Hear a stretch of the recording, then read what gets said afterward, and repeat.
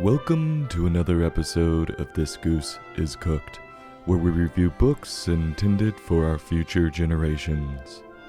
Today's book, Doggy Kisses 1, 2, 3, by Todd Parr, published by Hatchet Book Group, Inc.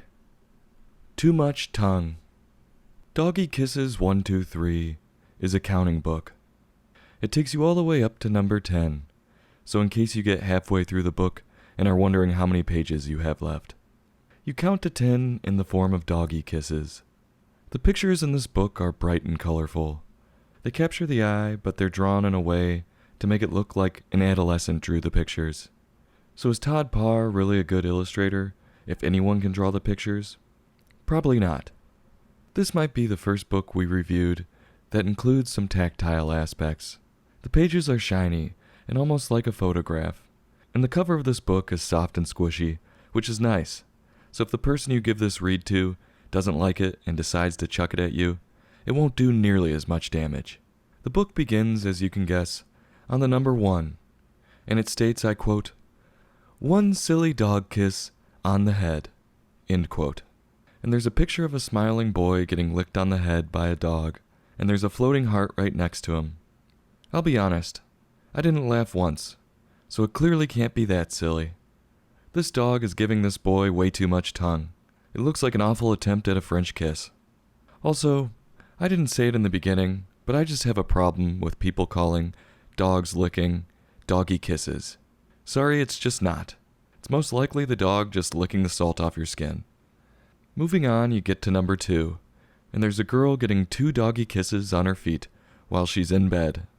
You're going to let the dog lick your dirty feet? Gross.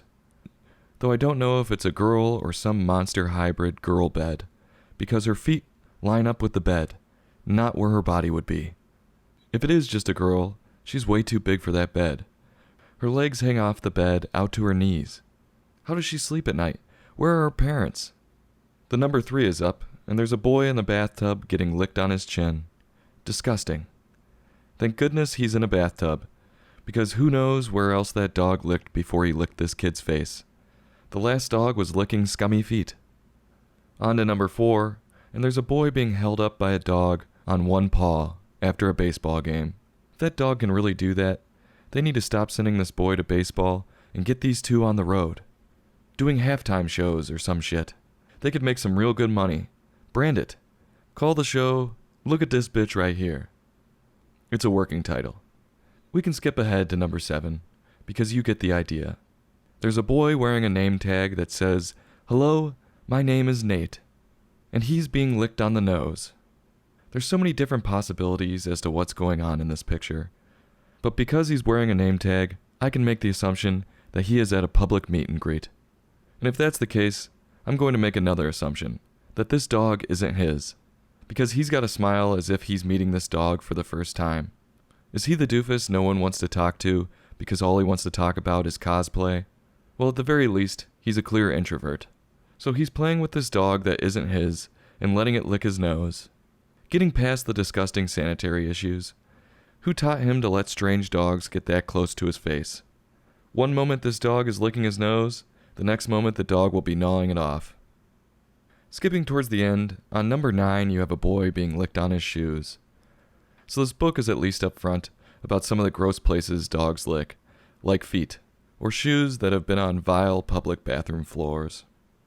And then on number 10, there's a boy being licked on his face. So after showing the grossness of dogs, the author still clearly endorses dogs licking faces. The dog could have been licking its own asshole 2 seconds ago, or worse, munching on a turd, and now it's licking this kid's face. The story ends with a picture of all 10 different dogs and their kisses. I'll give this book credit where it's due. I did appreciate the fact that it taught the reader something. I also enjoyed the bright colors and the soft cover. But the author overplayed doggy loving to the point it made me sick, and the pictures could have been drawn a little better.